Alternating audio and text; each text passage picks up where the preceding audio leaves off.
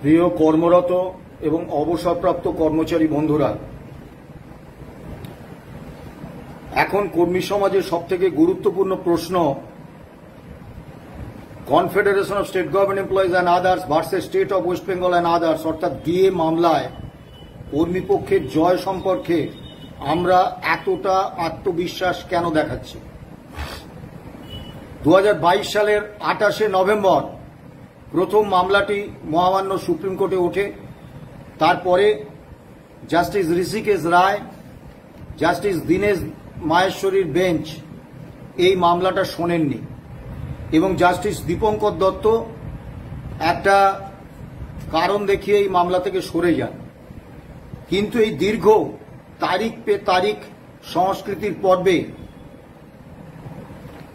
আমরা একটা অত্যন্ত গুরুত্বপূর্ণ অবজারভেশন পেয়েছিলাম। সেই অবজারভেশনটা হচ্ছে যে রাজ্য সরকার আজকে এসএলপি দাখিল করেছেন। 2018 সালে রায় হয়েছে কলকাতা হাইকোর্টে, DA is a legally enforceable right of the employees. তার বিরুদ্ধে কোনো চ্যালেঞ্জ মামলা সুপ্রিম কোর্টে সরকার করেননি। শুধু তাই নয়, সেই মামলার প্রেক্ষিতে কলকাতা হাইকোর্টে ওই একই বেঞ্চে একাধিক রিভিউ পিটিশন করে রাজ্য সরকার এই মামলার রায়কে একটা লিগ্যালিটি দিয়ে দিয়েছেন। এতদিন পরে কেন এসএলপি? এরপরে চলে আসুন 4, 5, 6 এবং 7 আগস্ট 2025 জাস্টিস সঞ্জয় কারোল এবং জাস্টিস পি.কে. মিশ্রের বেঞ্চ যে ম্যারাথন শুনানি করেছেন মূল মামলার, সেই মামলায় এই দুই বিচারপতির কতগুলি পর্যবেক্ষণ আমি তুলে ধরছি। Justice PK. মিশ্র, পুরানো দিনে যারা টাকা ধার দিতেন সেই মহাজনদের মতো রাজ্য সরকার একদিকে টাকা বাঁচিয়ে অন্যদিকে কাজে লাগাচ্ছে। ডিএ খেয়াল খুশি এবং নিজের ইচ্ছে মতো দেওয়ার সিদ্ধান্ত নিয়েছে। কোন সময় কত হারে ডিএ দেওয়া হবে তা ঠিক করার ক্ষেত্রে রাজ্য সরকার খেয়াল খুশি এবং নিজের ইচ্ছে মতো সিদ্ধান্ত নিয়েছেন। রাজ্য সরকার তাদের খেয়াল খুশি মতো ডিএ দিয়ে থাকলে তা হতে পারে না। মেথড তো একই। এরা মানে রাজ্য সরকার পুরানো দিনের সুদের কারবারিদের মতো টাকা বাঁচিয়ে অন্য কাজে লাগাচ্ছে। রাজ্য বিভ্রান্তি তৈরি করে তার সুযোগ নেওয়ার চেষ্টা করছে। এরা নিজেরাই সমস্যা তৈরি করছে, সেই সমস্যার সুবিধে নেওয়ার চেষ্টা করছে। শ্যাম দেয়ানকে জাস্টিস পি.কে. মিশ্র বললেন, আমরা কোনো ধারণা তৈরি করিনি। আপনি বলেছিলেন রোপার ভিত্তিতে ডিএ দেওয়া হবে, আপনিই বলেছিলেন বকেয়া ডিএ দেওয়া হবে। এবারে আসুন জাস্টিস সঞ্জয় কারোলের কয়েকটি অবজারভেশন। দিল্লি এবং চেন্নাইয়ে যে কেন্দ্রীয় হারে এবং চেন্নাইয়ে তামিলনাড়ুর হারে ডিএ, হাউস রেন্ট অ্যালাউন্স এবং সিটি কম্পেনসেটরি অ্যালাউন্স দেওয়া হয়, সেই প্রসঙ্গে জাস্টিস সঞ্জয় কারোল বললেন, সেদিক থেকে বিচার করলে রাজ্যের এই পদক্ষেপ আরবিট্রারি মানে স্বেচ্ছাচারিতা বলে গণ্য হতে পারে। এআইসিপিআই রাজ্য সরকারের কর্মীদের ক্ষেত্রে প্রযোজ্য হবে কিনা এটাই হলো মামলার কোর ইস্যু। কপিল সিব্বাল তিনি বলেছিলেন যে কোনো আদালত রাজ্য সরকার কিভাবে কি হারে ডিএ দেবে, কখন ডিএ দেবে এ নিয়ে কোনো নির্দেশ দিতে পারেন না। তার উত্তরে জাস্টিস সঞ্জয় কারোল বলেছিলেন, আদালত সংবিধানের 142 নম্বর ধারা বলে রাজ্যকে নির্দেশ দিতেই পারে। সরকারি কর্মীদের আর্থিক অবস্থার কথাও ভাবতে হবে। মাথায় রাখতে হবে রাজ্যে আর্থিক জরুরি অবস্থা জারি হয়নি। শ্যাম দেওয়ানকে জাস্টিস সঞ্জয় কারোল বললেন, আপনি কি বলতে চাইছেন যে রোপা রুল ডিএর জন্য বাধ্যতামূলক নয়? তাহলে রোপার ভূমিকা কি? সরকারি কর্মচারীদের এন্টাইটেলমেন্ট তো রোপার থেকেই আসবে, তাই না? আপনাদের বক্তব্য আমাদের মনে প্রশ্ন জাগাচ্ছে। এখন একথা সত্য যে অবজারভেশন কোনো আইনি তার মূল্য নেই এবং সুপ্রিম কোর্টের একাধিক মামলায় দেখা গেছে অবজারভেশন পর্বে মাননীয় বিচারপতিরা যা বলেছেন মূল রায় যখন বেরিয়েছে তার সঙ্গে সঙ্গতিপূর্ণ হয়নি। কিন্তু এটাও তো সত্যি, অবজারভেশন যখন মাননীয় বিচারপতিরা দেন সরকার পক্ষ তাদের সাবমিশনের প্রেক্ষিতে, তাদের বক্তব্যের প্রেক্ষিতে, তখন মামলা সম্পর্কে, মামলার বিষয়বস্তু সম্পর্কে আদালত কি ভাবছেন এটা কিন্তু একটা আভাস পাওয়া যায়। এবারে আসুন, জাস্টিস সঞ্জয় কারোল এবং জাস্টিস সন্দীপ মেহতার বেঞ্চ গত 16ই মে যে ইন্টারিম অর্ডার দিয়েছিলেন, সেই ইন্টারিম অর্ডারের একটা অংশ আমরা তুলে ধরি। We are of the considered view that the petitioner state should release at least 25% of the amount due and payable to all the employees in terms of the impugned judgment dated 20/05/2022 passed by the High Court at Calcutta in WPST number 102/2020 titled The State of West Bengal and Others versus Confederation of State Government Employees West Bengal and Others, and order dated 22/09/2022 in RVW number 159/2022 dated 22/09/2022 in CAN number 1/2022 within a period of 6 weeks from the day. রায়ের এই অংশটায় অত্যন্ত স্পষ্টভাবে বলা আছে 22শে September 2022-এ স্যাটের রায় এবং 2022 সালের 20শে মে মহামান্য কলকাতা হাইকোর্টের রায়ের প্রেক্ষিতে এই বকেয়া ডিএর 25% দেওয়া হয়েছে। এখন ওই দুইটি রায়ে কি বলা ছিল? ওই দুইটি রায়ে বলা ছিল রোপা 2009 যে all India consumer price index মেনে বছরে দুবার ডিএ দেওয়ার সংস্থান রেখেছে, সেই অনুসারে রাজ্যের মুখ্য সচিবকে একটা 3 মাসের মধ্যে একটা পলিসি তৈরি করতে হবে, সূচক হবে all India consumer price index, এবং সেই অনুসারে ডিএ মেটানোর অর্ডার বার করতে হবে। অর্থাৎ এই দুটো অর্ডারে কিন্তু অল ইন্ডিয়া কনজিউমার প্রাইস ইন্ডেক্সকে স্বীকৃতি দেওয়া হয়েছে এবং রোপা 2009 তাকে স্বীকৃতি দেওয়া হয়েছে। এবারে চলে আসুন, তার 2 নম্বর অনুচ্ছেদে পরিষ্কার বলেছেন, whether or not the right to receive DA is a fundamental right is an issue amongst others this court is called upon to consider. However, pending such consideration, the employees need not be kept waiting endlessly to receive the money in question. অবজারভেশনের আইনি কোনো মূল্য নাও থাকতে পারে, কিন্তু অর্ডারে, interim অর্ডারে যে কথা লিপিবদ্ধ করা আছে সেটা তো আদালতের বক্তব্য। সেখানে কিন্তু অত্যন্ত পরিষ্কারভাবে বলা হচ্ছে দুটো ইস্যু যে আদালতের সামনে বিচার্য হিসেবে জোন অফ কনসিডারেশনে আছে, যে 2022 সালের 20শে মে যে রায় হয়েছিল DA is a legally enforceable fundamental right, সেই ফান্ডামেন্টাল রাইটটা রাজ্য কর্মীদের ক্ষেত্রে খাটে কি খাটে না, এইটা হচ্ছে জোন অফ কনসিডারেশনে আছে। আর দ্বিতীয় যে বিষয়টা বলেছে যে আদালতে মামলা পেন্ডিং, সরকারের আর্থিক সংকট, এই কারণ দেখিয়ে কিন্তু কর্মীদের প্রাপ্যটা এন্ডলেসলি মানে অনন্তকাল ধরে আটকে রাখা যাবে না। এই অর্ডারে কিন্তু আদালতের যে মনোভাব এটা স্পষ্ট হয়েছে। এরপরে চলে আসুন 8ই সেপ্টেম্বর 2025 যে রায়, মূল মামলার যে রায়, যার নির্দেশ জাস্টিস সঞ্জয় কারোল এবং জাস্টিস পি.কে. মিশ্রের বেঞ্চ দিয়েছেন। জাস্টিস সঞ্জয় কারোল কর্মীপক্ষের হয়ে যখন বিকাশ রঞ্জন ভট্টাচার্য বক্তব্য রাখতে উঠলেন, তার সাবমিশন রাখতে উঠলেন, একটা অত্যন্ত গুরুত্বপূর্ণ কথা বলেছিলেন। Mister Bhattacharya, it is your baby, you know better, we are with your baby. আমি বিস্তারিত ব্যাখ্যায় গেলাম না। 2 নম্বরেতে বলা হয়েছে, 2 নম্বর অনুচ্ছেদে ওই নির্দেশে আর্গুমেন্টস কনক্লুডেড, অর্থাৎ শুনানি শেষ হয়ে গেছে। রিজার্ভ ফর জাজমেন্ট, জাজমেন্ট বা বিচারের জন্য, রায়ের জন্য সংরক্ষিত রাখা হয়েছে।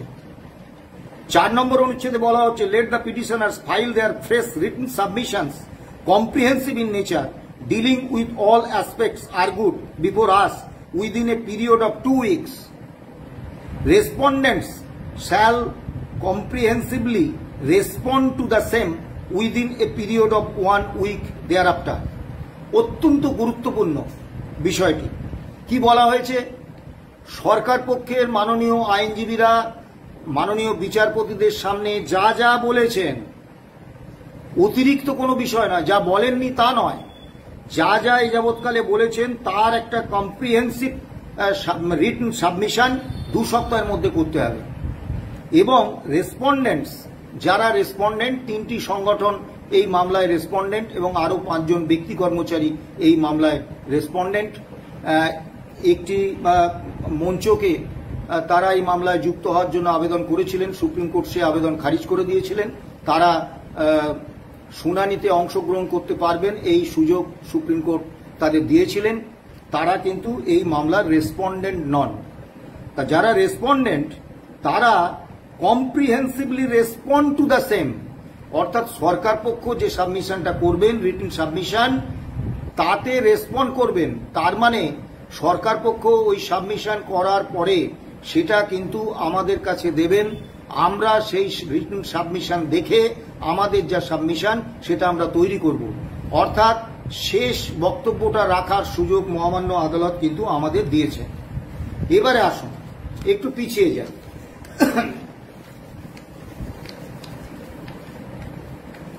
স্যাটে জাস্টিস অসিত তালুকদার এবং এ.কে. চন্দ্রের বেঞ্চ রায় দিয়েছিলেন যে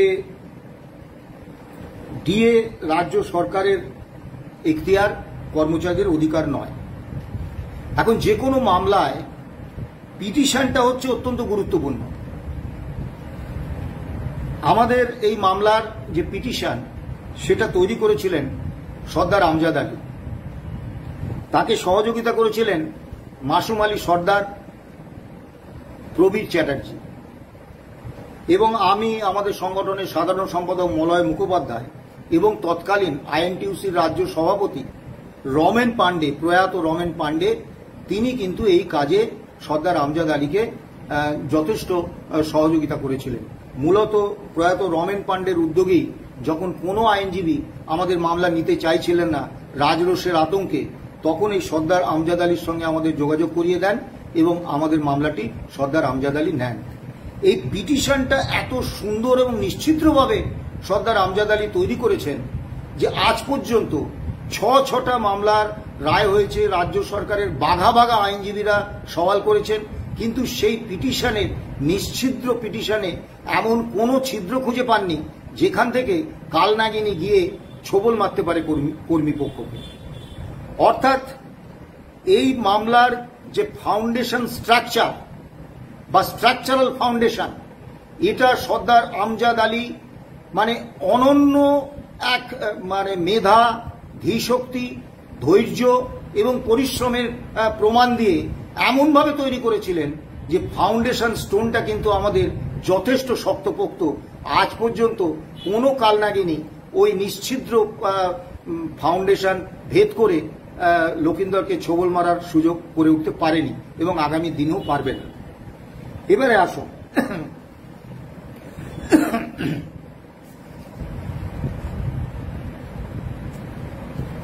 কলকাতা হাইকোর্টে একটি মামলার কথা আমি উল্লেখ করব। The high court employees welfare association versus state of West Bengal. এই মামলায় কলকাতা হাইকোর্টের মাননীয় বিচারপতি নিশিতা মাত্রে এবং তপেশ মুখার্জির বেঞ্চ বলেছিলেন, moreover the demands of the employees have been pending for almost 10 years. It is strange that the government, West Bengal state government, still puts forth same beaten excuse after these years for not accepting the merger, namely lack of funds. Expectation to be paid salary at a reasonable level is tuned within employees of other courts is justified. অর্থাৎ অন্যান্য হাইকোর্টে যে হারে বেতন দেয়া হচ্ছে সেই বেতন কলকাতা হাইকোর্টের কর্মচারীদের ক্ষেত্রে প্রযোজ্য হওয়া হচ্ছে ইজ জাস্টিফাইড, এবং বলেছেন তারা ওই একই এক্সকিউজ, বিটন এক্সকিউজ দিয়ে যাচ্ছেন যে ল্যাক অফ ফান্ডস। অর্থাৎ এই মামলার নির্দেশ থেকে দুটি বিষয় স্পষ্ট, যে হাইকোর্ট কর্মচারীদের ক্ষেত্রে মহামান্য আদালত মনে করেছিলেন যে অন্যান্য হাইকোর্টে যে বেতন ক্রম এবং যে সুযোগ সুবিধে সেখানকার আদালত কর্মচারীরা পাচ্ছেন সেইটা কলকাতা হাইকোর্টের ক্ষেত্রে প্রযোজ্য হওয়া ইজ জাস্টিফাইড। দ্বিতীয়, এবং অর্থের যে অর্থনৈতিক সংকট যে একটা সেম বিটন এক্সকিউজ, এটা কিন্তু স্পষ্ট করে দিয়েছিলেন। এরপরে আসুন, শ্রমবিরোধ নিষ্পত্তি আইন 1949 এর 2(s) ধারা, এখানে বলা আছে কায়িক বা মানসিক যে কোনো ধরনের শ্রমই করা হোক সংশ্লিষ্ট সকলে এই আইনের অধীনে, তাই সরকারি কর্মীরাও শ্রমিক। তা সরকারি কর্মীরা যদি শ্রমিক হন, তাহলে ইন্ডাস্ট্রিয়াল কোর্ট বোম্বের বস্ত্রশিল্পে কর্মরত শ্রমিকদের চলতি মুদ্রাস্ফীতির হারে দিয়ে দেওয়ার যে রায় দিয়েছিলেন, সেই রায় রাজ্য কর্মীদের ক্ষেত্রেও কিন্তু প্রযোজ্য। কারণ কায়িক বা মানসিক যে কোনো ধরনের শ্রমিক করা হোক সকলেই শ্রমিক এবং শ্রমবিরোধ নিষ্পত্তি আইন 1949 অধীন। এবারে সংবিধানের 23 নম্বর ধারায় বেগার খাটানো নিষিদ্ধ। বেগার খাটানো মানে হচ্ছে কম পারিশ্রমিকে বা বিনা পারিশ্রমিকে জোর করে কাজ করিয়ে নেওয়া। এবং এই সংক্রান্ত একটা গুরুত্বপূর্ণ পর্যবেক্ষণ আমি পড়ছি। DA is given for compensating rise in market price and the rise in price index affects both the central and state government employees, both being administrative machinery of government. One machinery is getting the up-to-date DA while other is deprived in the federal structure of India government. Define right of equality. অর্থাৎ কেন্দ্রের কর্মচারীরা all India consumer price index মেনে DA পাচ্ছেন, রাজ্যের কর্মচারীরা পাচ্ছেন না। এটা হচ্ছে সংবিধানের যে সাম্যের অধিকার 14 নম্বর ধারা, সেটাকে লঙ্ঘন করছে। The central government has passed the Fiscal Responsibility and Budget Management Act 2003 in the Parliament, which are mandatory for state governments to sign and adopt the same. Lastly, both government of West Bengal and Kerala have adopted the FRBMA. The FRBMA directs clearly to cut down unnecessary expense in non-planned expenditure except establishment costs. That is, establishment cost includes salary, pay, allowances for the government employee. But on the contrary, the government of West Bengal doing exactly the opposite thing, that is no restriction of unnecessary expenses in non-planned expense. বলার কিছু নেই, যেটা বারবার বলা হয়ে থাকে যে রাজ্য সরকার মেলা খেলা বিভিন্ন অকাজে অপব্যয় করে যাচ্ছেন। কিন্তু এই অবজারভেশনে বলা হয়েছে যে FRBMA যেহেতু সকল রাজ্যের ক্ষেত্রে ম্যান্ডেটারি, তাই রাজ্য সরকার এটা করতে পারেন না। এরপরে আসুন,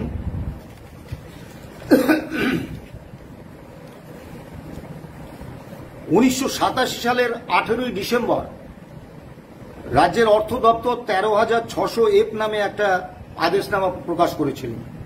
এই আদেশনামায় বলা হয়েছে যে 1/4/1979 থেকে কেন্দ্রীয় হারে রাজ্য কর্মীদের দিয়ে দেওয়ার অধিকারটা রাজ্য স্বীকৃতি দিয়েছে। এখন কেন্দ্রীয় হার বলে তো কিছু হয় না, কেন্দ্র all India consumer price index মেনে দিয়ে দেয়। কাজেই 1/7/1979 থেকে এটা আমাদের অধিকার হিসেবে আমরা পেয়ে আসছি। 1994 সালে 10ই নভেম্বর 10,683 এই অর্ডারটা বার করেছিলেন অর্থ দপ্তর, রাজ্যের অর্থ দপ্তর। সেখানে কিন্তু দিল্লিতে কেন্দ্রীয় সরকারি কর্মীদের হারে এবং মাদ্রাজে তামিলনাড়ু সরকারি কর্মীদের হাতে ডিএ দেওয়ার একটা সংস্থান রাখা হয়েছে। অর্থাৎ কর্মচারীদের একটা অংশকে অল ইন্ডিয়া, কারণ দুটো জায়গাতেই all India consumer price index মেনে দিয়ে দেওয়া হয়, অল ইন্ডিয়া কনজিউমার প্রাইস ইন্ডেক্সের স্বীকৃতি দিয়েছেন। এবার আসুন ফিফথ পে কমিশন, যেটা পূর্বতন বামফ্রন্ট সরকার বসিয়েছিলেন, তার 10 নম্বর অনুচ্ছেদের 2 নম্বর প্যারাগ্রাফে যে অবজারভেশনটা দেওয়া হয়েছে, যে সুপারিশটা করা হয়েছে, সেটা বলি। Now we first deal with the DA due to unabated pressure of inflation in the economy. The real value of salary periodically fixed by the pay commission gets continuously eroded with the passage of time. Thus arises the need for payment of DA so as to protect this loss. এবং বছরে দুবার all India consumer price index মেনে DA দেওয়ার সুপারিশ এই পঞ্চম রাজ্য বেতন কমিশন করেছিলেন। এখন বেতন কমিশনের সুপারিশ রাজ্য সরকার মানতে বাধ্য নয়, তারা মানতেও পারেন, নাও মানতে পারেন, আংশিক মানতে পারেন। কিন্তু পূর্বতন বাম সরকার সংবিধানের 309 নম্বর ধারায় rules and allowances pay off government employees অর্থাৎ রোপা রুলস 2009 তৈরি করেছিলেন। এই রোপা রুল 2009 যেহেতু সংবিধানের 309 নম্বর ধারার মেনে করা হয়েছে, 309 নম্বর ধারার অধীনে করা হয়েছে, তাই রোপাতে রাজ্য সরকার যা যা সংস্থান রেখে গেছেন, এটা হচ্ছে একটা কনস্টিটিউশনাল কমিটমেন্ট বা সাংবিধানিক প্রতিশ্রুতি। সেটা কি? যে all India consumer price index মেনে বছরে দুবার ডিএ দেওয়া হবে এবং তারা 16% ডিএ দেওয়ার একটা সংস্থান বাজেটে রেখে গিয়েছিলেন এবং ওই all India consumer price index মেনে। এখন এইটা সরকারে পরিবর্তন হতে পারে, শাসক দলের, বামফ্রন্টের সরকার, তৃণমূলের সরকার এরকম হয় না। সরকার একটা কন্টিনিউইং বডি, শাসক দলের পরিবর্তন হয়। এই কন্টিনিউইং বডি যে কনস্টিটিউশনাল কমিটমেন্ট সংবিধানের 309 নম্বর ধারায় রোপা 2009-এ পূর্বতন সরকার করেছেন, সেটি মানতে বাধ্য। এবারে আসুন আমরা এই মামলায় কি পেয়েছি। কলকাতা হাইকোর্টের মাননীয় বিচারপতি নিশিতা মাত্র এবং তপব্রত চক্রবর্তী ডিভিশন বেঞ্চ তাদের চাপে 1/1/2018 থেকে 15% ডিএ ঘোষণা করতে বাধ্য হন রাজ্য সরকার। তারপরে অনারেবল জাস্টিস দেবাশিস করগুপ্ত এবং শেখর ববি সরাফের ডিভিশন বেঞ্চের চাপে 1/1/2019 থেকে 25% ডিএ পুরানো বেতনক্রমের উপর আমরা পেয়েছি, রাজ্য সরকার দিতে বাধ্য হয়েছে। অর্থাৎ এই 40% ডিএ পুরানো বেতনক্রমের উপর আমরা পেয়েছি কোনো আন্দোলনের ফলে নয়, মহামান্য কলকাতা হাইকোর্টের নির্দেশে। এবং 2022 সালে এই মামলাটা বর্ষ সেরা মামলা হিসেবে বিবেচিত হয়েছে। আমরা মামলাটা কেন করেছিলাম? একটা ট্রেড ইউনিয়ন সংগঠনের সবথেকে গুরুত্বপূর্ণ বিষয় হচ্ছে তারা আন্দোলনের মাধ্যমে দাবি আদায় করে আনবেন। কিন্তু এই সরকার ক্ষমতায় আসার পরেই 2012 সালের 10ই জানুয়ারি পুলিশ কর্মচারীদের ইউনিয়ন করার অধিকারটা কেড়ে নিলেন, যে অধিকারটা তাদের দেওয়া হয়েছিল 1923 সালে যখন ব্রিটিশ সরকার ক্ষমতায়। অর্থাৎ আমরা বুঝে গেলাম যে এই সরকারটা ব্রিটিশ সরকারের ক্ষেত্রেও কর্মচারীদের অধিকার এবং দাবি দেওয়ার প্রশ্নে ব্রিটিশ সরকারের থেকেও খারাপ।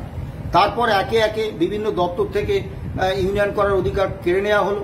নবান্ন বা বিভিন্ন গুরুত্বপূর্ণ সরকারি ভবনে যে কোনো ধরনের আন্দোলন, পোস্টারিং, এমনকি বক্তব্য রাখা বা আলোচনা করা সমস্ত নিষিদ্ধ ঘোষণা করা হলো।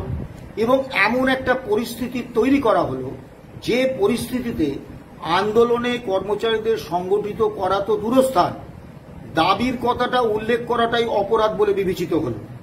এবং 2012 সালের 28শে ফেব্রুয়ারি রাজ্য কোঅর্ডিনেশন কমিটি একটি ধর্মঘট ডাকে। বিভিন্ন সংগঠন, আমাদের সংগঠন সহ সেই ধর্মঘটকে সমর্থন করেন। সেই ধর্মঘট ভাঙার জন্য ব্রেক অফ সার্ভিসের মতো নজিরবিহীন শাস্তিমূলক পদক্ষেপের খাড়া এই সরকার নামিয়ে আনলেন। সেই ধর্মঘটটা বলতে দ্বিধা নেই, কর্মচারী সমাজ সরকারের এই রোষকে প্রতিহত করতে পারেননি, সেই ধর্মঘট ব্যর্থ হয়েছিল। এবং তারপর এমন একটা পরিস্থিতি তৈরি হয়ে গেল,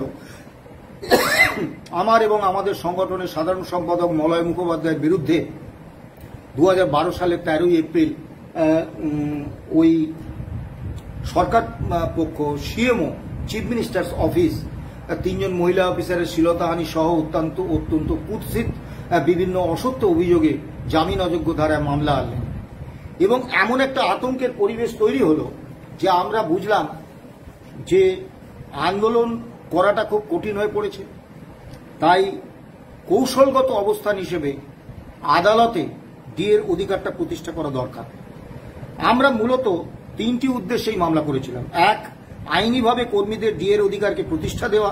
দুই, কর্মী সংগঠনের ছদ্মবেশে সরকার ও শাসক দলের এজেন্ট রাজ্য সরকারি কর্মচারী ফেডারেশনের এবং রাজ্য সরকার ও শাসক দলের সম্মিলিত সন্ত্রাসের ফলে সৃষ্ট হিমশীতল আতঙ্কের আবহে কর্মী সমাজ, শাসক দল ও রাজ্য সরকারকে এই বার্তা পৌঁছে দেওয়া যে কর্মী সংগঠন মেরুদণ্ড সোজা রেখে সরকারের কর্মী বিরোধী নীতি এবং কর্মসূচির বিরুদ্ধে দৃঢ় অবস্থান ও সাহসী অবস্থান নিতে পারে।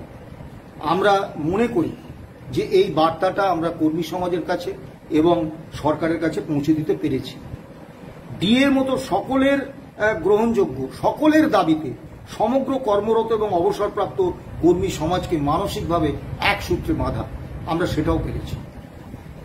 এবারে আমরা নিশ্চয়ই আশা করব এবং আমরা আশা করি যে মহামান্য সুপ্রিম কোর্টে অন মেরিট মামলার রায় হবে এবং এই ক্ষেত্রে সরকার পক্ষের যে বক্তব্যগুলো ছিল, এক নম্বর, যে যেহেতু ডিএ অন্যান্য রাজ্য সরকারও দেয়, শুধু পশ্চিমবঙ্গ সরকারকে কোনো নির্দেশ দিলে হবে না, যেহেতু এই মামলার একটা সর্বভারতীয় প্রেক্ষাপট আছে, এই মামলায় 28টা রাজ্য সরকারকে যুক্ত করা হোক। এখন এটা যদি মহামান্য আদালত মেনে নিতেন তাহলে আমাদের সাধারণ সম্পাদক সহ আমাদের যারা আইনজীবী আছেন তাদের মৃত্যুর কয়েক দশক পর পর্যন্ত এই মামলা চলত, কিন্তু মহামান্য সুপ্রিম কোর্ট সেই প্রচেষ্টা বানচাল করে দিয়েছেন, খারিজ করে দিয়েছেন। অর্থাৎ এই মামলাটা, এবং বিকাশ রঞ্জন ভট্টাচার্য অত্যন্ত দ্ব্যর্থহীন ভাষায় বলেছেন যে পশ্চিমবঙ্গের কর্মচারী রাজ্য কর্মীরা ওই তামিলনাড়ু বা ঝাড়খণ্ড বা অন্য রাজ্যের সঙ্গে তুলনা করছেন না, তারা তাদের মতো দিচ্ছেন। পশ্চিমবঙ্গের রাজ্য কর্মীরা পশ্চিমবঙ্গ সরকার যে বিধি করেছেন, যে রুলস করেছেন, সেই অনুসারে ডিএ পাবেন, কাজে অন্য রাজ্যকে জড়ানো যাবে না। এবং বিকাশবাবুর যুক্তি মাননীয় আদালত, মহামান্য আদালত মেনে নিয়েছেন, এই চক্রান্ত শেষ হয়ে গেছে। দ্বিতীয় যে বিষয়টা বলেছেন যে দিল্লি এবং চেন্নাইয়ে যে কার্যত all India consumer price index মেনে যে ডিএ দেওয়া হয়, সেটা ওখানে দিল্লিতে 34 জন কর্মচারী আছে, আর তামিলনাড়ুর ওই ইউথ হোস্টেলে 56 জন কর্মচারী আছে। অল্প কয়েকজন কর্মচারীর জন্য এই সুযোগটা দেওয়া হয়। বিকাশবাবু অত্যন্ত স্পষ্ট করে দিয়েছেন, কর্মচারী একজন কি 1 লক্ষ সেটা বিষয় নয়। সরকার সাংবিধানিকভাবে কর্মচারীদের মধ্যে দুটো অংশকে আলাদা করে বৈষম্যমূলক আচরণ করতে পারেন না, এবং এটা মহামান্য আদালত মেনে নিয়েছেন। এরপরে যে বিষয়টা কপিল সিব্বাল উল্লেখ করেছিলেন যে কস্ট অফ লিভিং অনুসারে রাজ্য সরকার, পশ্চিমবঙ্গ সরকার দিয়ে দেয়, সেক্ষেত্রে কস্ট অফ লিভিং দিল্লিতে আলাদা, কলকাতায় আলাদা, নিশ্চয়ই।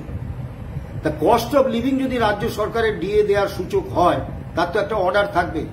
সেই অর্ডার কিন্তু সরকারি আইনজীবীরা আদালতে দেখাতে পারেননি। দ্বিতীয় বিষয়, ধরুন পুরুলিয়া, জলপাইগুড়ি, বাঁকুড়া, উত্তর দিনাজপুর, দক্ষিণ দিনাজপুর, সুন্দরবন, বিভিন্ন প্রত্যন্ত অঞ্চল, দার্জিলিং আর কলকাতা, সব জায়গায় তো কস্ট অফ লিভিং সমান নয়, আলাদা আলাদা। তাহলে রাজ্য সরকার যদি কস্ট অফ লিভিংকে সূচক হিসেবে গ্রহণ করে থাকেন, তাহলে তো এই সমস্ত জায়গায় আলাদা আলাদা হারে দিয়ে দেওয়ার কথা। সরকার পক্ষ অল ইন্ডিয়া কনজিউমার প্রাইস ইন্ডেক্সকে মানতে চাননি। আদালত প্রশ্ন করেছিলেন, all India consumer price index না মানলে আপনাদের দেয়ার সূচকটা কি? আরবিট্রারিলি, অর্থাৎ স্বেচ্ছামূলকভাবে, স্বেচ্ছাচারিতা করে যে কোনো হারে ডিএ তো দেয়া যাবে না, কারণ এটা তো কারোর ব্যক্তিগত জমিদারি নয়, একটা সরকার। কাজী সরকারকে নির্দিষ্ট তারই তৈরি করা রুলের অধীনে চলতে হবে, সরকার যা ইচ্ছা করতে পারে না। এবং all India consumer price index কিন্তু কেন্দ্র বা কোনো রাজ্য সরকার তৈরি করেন না। এই ইন্ডেক্সটা সিমলায় লেবারগুলোতে তৈরি হয়। 28টা রাজ্য এবং 7টা কেন্দ্রশাসিত অঞ্চল সরকারিভাবে প্রতি মাসে তাদের নির্বাচিত কিছু শহর এবং গ্রামে নির্বাচিত কিছু পণ্যের উপর যে দ্রব্যমূল্য, সে তার তালিকা ওই সিমলায় লেবার ব্যুরোতে পাঠান। তারা এই সমস্ত তালিকার একটা গড় করে all India consumer price index তৈরি করেন। এখন all India consumer price index না মানলে প্রথম কথা হচ্ছে এই all India consumer price index তৈরিতে রাজ্য সরকারের একটা সরকারিভাবে ভূমিকা রয়েছে। রাজ্য সরকার এটাকে অস্বীকার করতে পারেন না। দ্বিতীয়ত, রাজ্য সরকার এই তৃণমূল সরকার যে ষষ্ঠ বেতন কমিশন গঠন করেছেন, সেই বেতন কমিশন কিন্তু গঠন করেছেন all India consumer price index অর্থাৎ 536 পয়েন্টকে ধরে, তার উপরে। তাহলে তোমরা এক জায়গায় পে কমিশন তৈরি করার সময় তোমরা all India consumer price index মানবে, দিল্লি চেন্নাইয়ে দেওয়ার সময় তোমরা all India consumer price index মানবে, অথচ কলকাতার পশ্চিমবাংলার রাজ্যকর্মীদের ক্ষেত্রে all India consumer price index মানবে না। এটা হতে পারে না। কাজেই আর দীর্ঘায়িত করব না, একটা কথা বলি যে আমরা এই মামলায় কর্মীপক্ষের জয় সম্পর্কে একেবারে নিঃসন্দেহ। সুপ্রিম কোর্টে মামলার রায় রিজার্ভ আছে, রায় কি হবে এটা বলা সমীচীন নয়, কিন্তু আমরা আমাদের আত্মবিশ্বাসের কথাটা বলতে পারি। অত্যন্ত স্পষ্টভাবে বলছি যে এই মামলায় আমাদের যে বক্তব্য, সেই বক্তব্য আদালতে তুলে ধরেছেন অবশ্যই সর্দার আমজাদ আলী, মাসুম আলী সর্দার, প্রবীর চ্যাটার্জি, এবং মামলার শুরুর অল্প কিছুদিন পরেই আমরা অর্থ দপ্তরের প্রয়াত কর্মী স্বপন দের আইনজীবী হিসেবে শ্রদ্ধেয় বিকাশ রঞ্জন ভট্টাচার্যকে এই মামলায় যুক্ত করি। বিকাশ রঞ্জন ভট্টাচার্য, ফিরদৌস শামীম, গোপা বিশ্বাস, তারা এই মামলায় নিঃসন্দেহে অত্যন্ত গুরুত্বপূর্ণ অবদান রেখেছেন। আমাদের সুপ্রিম কোর্টের সিনিয়র আইনজীবী, সিনিয়র অ্যাডভোকেট রহিম আলী রহিম এবং advocate on record Shekhar Kumar, তারাও এই মামলায় গুরুত্বপূর্ণ অবজারভেশন রেখেছেন। সুপ্রিম কোর্টে 28 নভেম্বর 2022 থেকে যে 28 বার শুনানি হয়েছে, সেই প্রত্যেকটি শুনানিতে এই দুই সিনিয়র অ্যাডভোকেট রহিম এবং বিকাশ রঞ্জন ভট্টাচার্য তারা উপস্থিত ছিলেন। 3 দিন মাননীয় বিকাশ রঞ্জন ভট্টাচার্য তিনি অনলাইনে ছিলেন, বাকি দিনগুলো তিনি সশরীরে উপস্থিত ছিলেন এবং অত্যন্ত সঠিকভাবেই মাননীয় বিচারপতিরা মিস্টার বিকাশ রঞ্জন ভট্টাচার্যকে বলেছিলেন, mister Bhattacharya, it is your baby, you know better. এই মামলায় আরও সওয়াল করেছেন অন্য সংগঠনের হয়ে করুণা নন্দী, সিনিয়র অ্যাডভোকেট, সওয়াল করেছেন PS পাটোয়ালিয়া। আমরা তাদেরকে কৃতজ্ঞ চিত্তে তাদের প্রত্যেককে আমরা কৃতজ্ঞতা জানাই, অভিনন্দন জানাই, এবং সংগ্রামী মঞ্চের পক্ষ থেকে অন্তত 2 দিন তারা মামলায় রেসপন্ডেন্ট না হতে পারলেও তারা শুনানিতে অংশগ্রহণের সুযোগ পেয়েছেন এবং তাদের আইনজীবী গোপাল সুব্রমণিয়াম অন্তত 2 দিন তার মূল্যবান সাবমিশন রেখেছেন, তাকেও আমরা শ্রদ্ধা জানাই।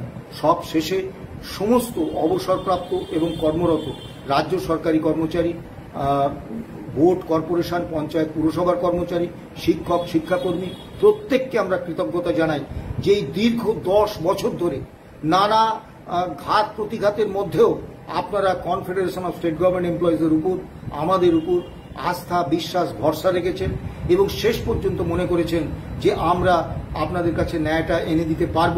এই জন্য আপনাদের কাছে আমরা কৃতজ্ঞ। আমরা আপনাদের বারবার কৃতজ্ঞতা জানাই, ধন্যবাদ জানাই, অভিনন্দন জানাই, শুভেচ্ছা জানাই।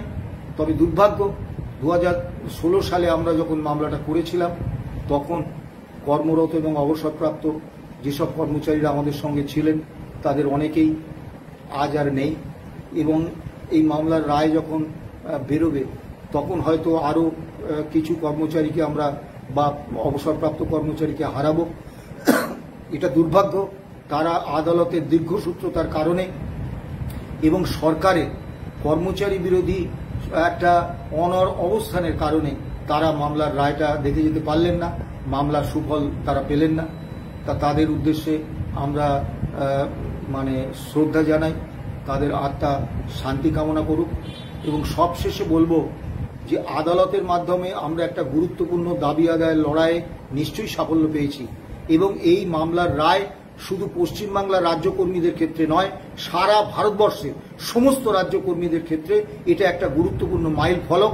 কারণ এই মামলার রায়কে দেখিয়ে আমাদের ধারণা, আমাদের বিশ্বাস যে আগামী দিনে কর্মচারীরা বিভিন্ন রাজ্যে সেখানকার রাজ্য সরকার যদি all India consumer price index মেনে ডিএ দিতে আপত্তি করে বা ডিএ না দেয়, তখন তারা কিন্তু আইনি লড়াইটা করতে পারবেন। কিন্তু আমার দীর্ঘ 42-43 বছরের কর্মী সংগঠনের সংগঠক হিসেবে কাজ করার অভিজ্ঞতা থেকে বলছি, কর্মচারী সংগঠনের কাছে কিন্তু আন্দোলনই হচ্ছে সব থেকে গুরুত্বপূর্ণ অস্ত্র। কাজেই সরকার পক্ষ, মালিক, তারা সবসময় চাইবে যে কম মজুরি দিয়ে, কম বেতন দিয়ে, কম সুযোগ সুবিধে দিয়ে দাবিয়ে রেখে কর্মীদের দিয়ে কাজ করিয়ে নেওয়া। তা এবং আপনারা জানেন এই সরকার 600 টাকা বেতনে পঞ্চায়েত ট্যাক্স কালেক্টরদের কাজ করায়, 1666 টাকা বেতন দিয়ে মিড ডে মিল ওয়ার্কারদের কাজ করায়। জীবিকা সেবকরা 8 বছর কোনো বেতন পাচ্ছেন না। নামমাত্র বেতনে কৃতদাস সুলভ মানসিকতায় বিভিন্ন চুক্তি নিযুক্ত কর্মীদের দিয়ে সরকারি কাজ করিয়ে নিচ্ছেন বিভিন্ন নামে। তাদের না আছে কোনো প্রভিডেন্ট ফান্ড, না আছে কোনো পেনশন, না আছে কোনো ইনক্রিমেন্ট, না আছে কোনো মেডিকেল, না আছে কোনো ছুটি, নামমাত্র বেতন দিচ্ছেন। কাউকে 2000, কাউকে 3000, কাউকে 2500।